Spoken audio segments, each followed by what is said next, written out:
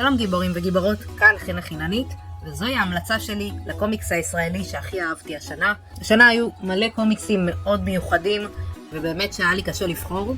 אבל אם אני חייבת לבחור אחד, אני בחרתי את קסיופיה והים הלבן של טלי סמו, הספר המשך. וכל מי שאוהב פיראטים, הרפתקאות, מסתורין, זו קומיקס שיכול להתאים לכם.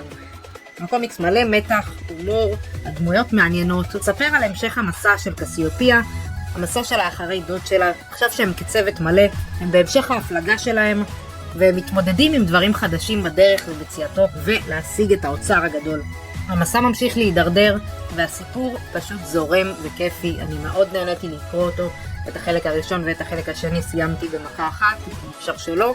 אז למי שלא יצא לו לקרוא, אני באמת ממליצה. זה ספר שהוא מתאים לכל המשפחה, גם לילדים וגם למבוגרים. הדמויות כתובות נהדר, הסיפור זורם, הדינמיקות נהדרות, ופשוט כיף לקרוא אותו. ממליצה לכם. ניתן לרכוש את הקומיקס באתר של הוצאת עוץ, או ישירות דרך טלי סמו ברשתות שלה. סטי סרטון!